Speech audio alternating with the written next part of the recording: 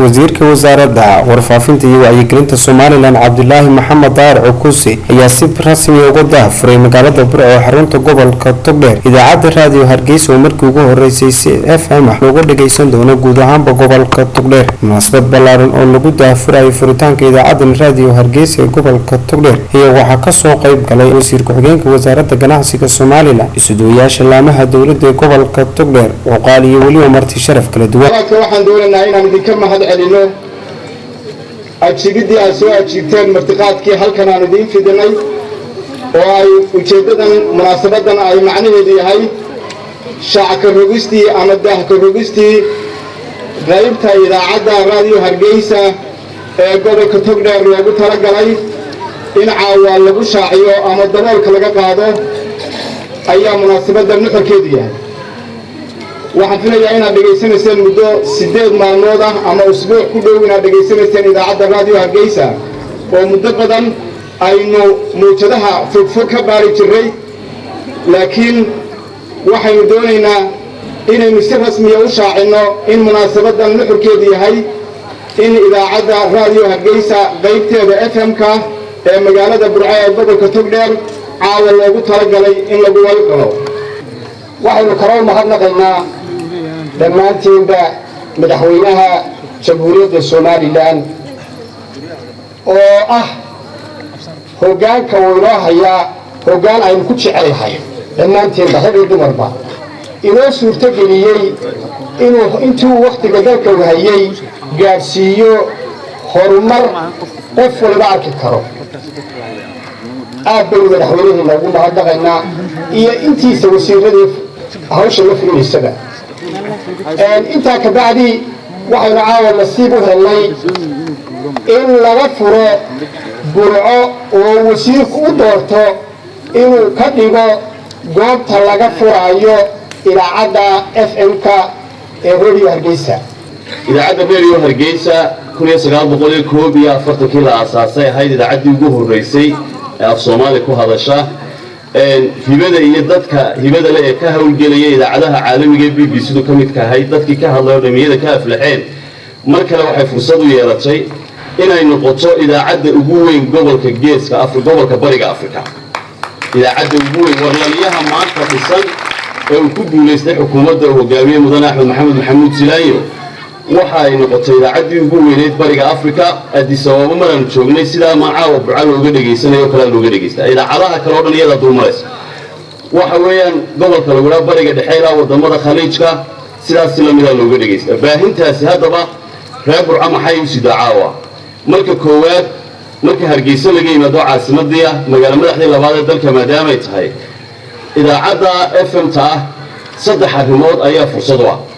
arrinta koowaad waxa weeyaan qofkii baabuur wataaba inuu si fasaxa baabuurkiisa oo nambarka u geysto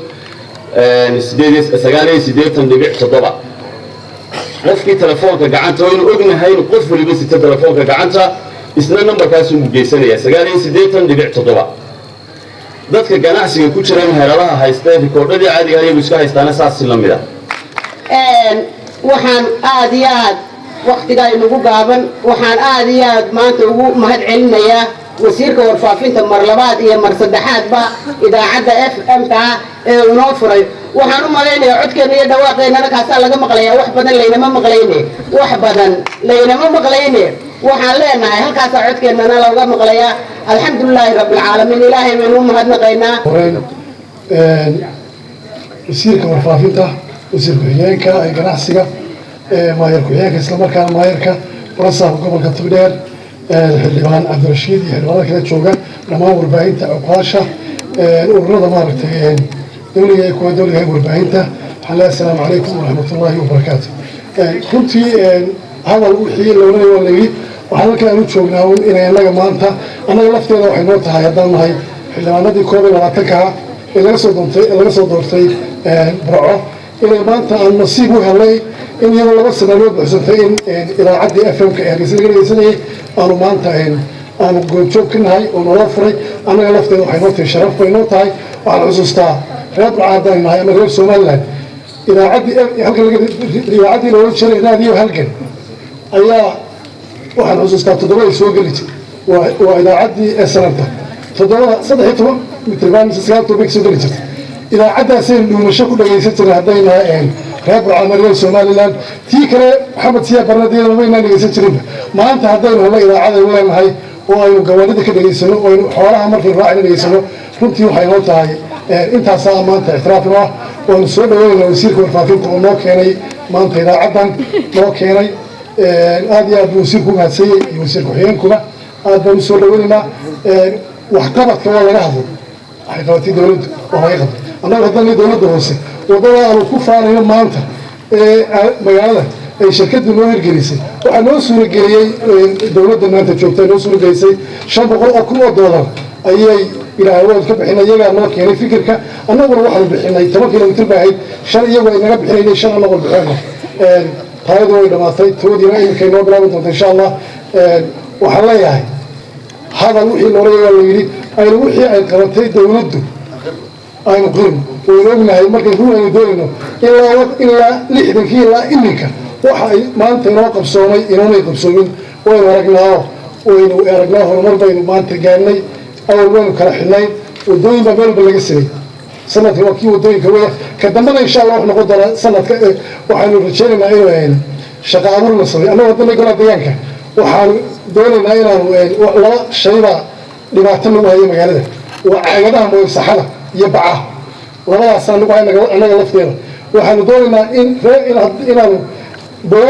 caagada biyaha ee la siiyo 2,000 ee shilin la siiyo inaanu 2,200 shilin ka dhigno oo annaguna shaqo abuurka dhinacaanu ka qayb qaadano 2,200 marka caagada la siiyo 200 buu qofku caagada biyaha ka cabaa wuxuu ku celinaya dukaankii dukaankii 200 buu siinaya ganacsiga barasaabka xildhibaanada golaha deegaanka aqoonyahanka marti sharafta rag iyo dumarba leh culimada diinka ganacsatada iyo cuqaasha reer Burco ee halkan fadhida waxaan mar labaad leeyahay assalaamu calaykum wa rahmatullaahi ta'ala wa barakaatuh ugu horeyn waqtigan uu inagu kooban yahay wasiiradii runtii inagu muhiimsanaa warbixinta inoo sidaan inay runtiina way inoo dambeeyaan annaga ka degma ahaan iyo gobol ahaanba farxad weyn bay noo tahay caawa inaanu xafladan kala soo qayb galno wasiirada daahfurka ilaacaddii FM-ka ee raadiyo Hargeysa iyadoo ay hore u jirtay FM-t quraanka kariimka oo runtii si weyn wax weyn uga tartay intii la dhageysanayay quraankii ka baxayay caawana diyaar ay u nahay inaynu furno radio Hargeysa FM-teedii dabcan qiimo weyn bay anaga noogu fadhidaa marka laga yimaado shacabka reer Burco ka dowladda ahaan ama ka maamul gobol ahaan marka aanu doonayno inaan wacyi gelino bulshadeeda reer Burco waxay nagu ahayd inay nagu adkaato inaanu gaarsiino wax badan oo aanu doonayno inaanu kala hadalno ama dhinaca caafimaadka ha noqoto ama dhinaca sanitationka ha noqoto ama dhinaca wacyigelinta ha noqoto ama dhinaca u adeegsanayna dakhli aruurinta ha noqotee waxay nagu ahayd inaanu gaari yar samaacad saarno oo dabeetana la wareegno 2 habeen iyo 2 maalmood aanu la wareegno si aan bulshada u gaarsiino arrintaasi waxaan filayaa caawa inay soo gabagabowday dee moobilkaaga iyo gurigaaga iyo gaarigaagaba caawa kelmadaanu ka nidhaahno dee idaacadda ama stuudioga uu wasiirku sheegay in Burco laga furayo waxaan aaminsanahay dee inay daqiiqadooda gaarayso aad iyo aad baan uga mahad celinaynaa xukuumadda iyo wasiirka arrintaasi waxay noo tahay guul weyn haddaan nahay reer Togdheer waxaanaanu ballan qaadaynaa waanu ka dhaga nugulahay marka laga hadlayo reer Somaliland dabeecadii kala leeyahay waa ka dhaga nugulahay ama waa ka wax qaadasho dhowlahay gobolada kale waxaanu aaminsanahay inaanu hirgelinayno arrintaa inaanu wax weyn naga bedeli doonto studioga dee Burco halka yaalla markaanu u baahanahay inaanu tagno dadka iyaga aqoonta leh iyo kuwa iyaga ganacsigeena faa'iido weyn bay u leedahay waxaan runtii aanu aad ugu faraxsannahay barnaamijka FM tobanaan waxaa dadka idaacadaha aad u dhageysta markaan idaacadda saaro raadiyowga markiiba idaacaddaa shida waxaa ku jiray dhaqankeennii waxaa ku jirtay nolosheennii taariikhdeennii baa ku duugan way kooban tahay inta odayaashii maanta ka sii nool anigu waxaan soo jeedin lahaa in haweenka iyo odayaasha iyo dadkii waxgaradka taariikhda dalka haya ee taariikhda burca haya taariikhda gobolka haya ee sida wadanku ahaan jiray haya deegaanka sidoo ahaan jiray wax u fududaan doonto inay studio-ga tagaan oo barnaamijyo laga duubo oo loo hagaajiyo ayaa iman doonta kuwa maanta runtii iyadoo xilli doorasho la galay xukuumadda waxa ka go'an doorashada inay xilligeedii dhacdo mudane wasiir adiga iyo staafkaagaba waxaan anugu odhan lahay barnaamijyada xanaanada xoolaha waa waxbarashada bahalaha kobcinta dadka ee maskaxda gaar ahaan kii radiogu sugdee miyigiibu tegay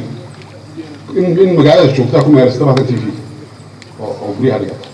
laakiin geedka hoostiisu ugu tegaya radio taa waa kusoo jeedin lahaa meeshii ugu wanaagsanay ilaahay meel loogu mahadnaqo ayaynu maraynaa meel waxaynu maraynaa nabadda iyo laydha iyo neecawda aynu haysano kasako ay dowladnimadeenni tis qaatay oo hana qaatay oo tallaabsatay qofkii doonaya inuu dafiraana dee isagu waa inuu indhabeelaa marka hore hadduu indha leeyahay u bariidsanayo wuu arkaya laakiin waxaan u sheegayaa dadka inta dibadda iminka iga daawanaysa inta idaacadda iga dhagaysanaysa iyo inta aanu goobtooda joognaba bal u fiirsada mid uun u fiirsada